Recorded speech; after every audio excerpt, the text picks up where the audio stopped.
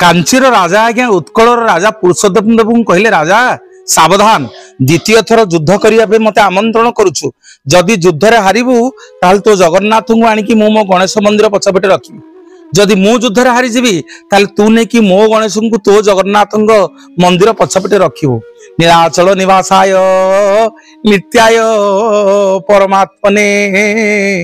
बलभद्र सुभद्राभ्यां जगन्नाथायते नमो नमो। गजपति पुरुषोत्तम देव कांचीर राजांकर झील पद्मावती की देखिकी मन लाखीगला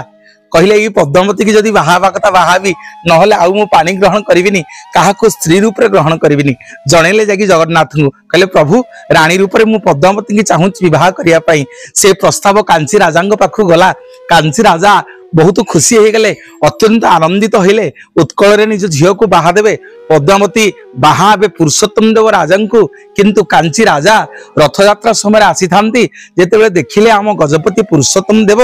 रथरे जगन्नाथंकर छेरा पहरा करूछंती ओळौछंती झाड़ू धरिकरी कांची राजा मनरे टिके गर्व आसिला अहंकार आसिला कहला छी छी एईटा को मो झियो देवी जी जगन्नाथ रथरे झाड़ू कर झाड़ूदारटा आकु कौन मो झियो देवी से दिन मना कर दे गले पुरुषोत्तम देव राजा को कहले पुरुषोत्तम देव तू गोटे झाड़ूदारटा लोक मत खाली छी छी करेंगे मोर गोटे बोली झील पद्मावती केमिति ताकू तते मु बाहा देवी तो मना कर दे जाउची तू मो झील को बाहा बनु पुरुषोत्तम देव राजा को बहुत दुख लगिला घमाघोट आज्ञा युद्ध चलिला कांची आ उत्कल भितर जेते बड़ युद्ध लगिला किंतु कांची राजा थिले गणेशंकर परम भक्त गणेश आज्ञा जहाँ को कृपा करेंगे गणेशंकर दया जहाँ पर हम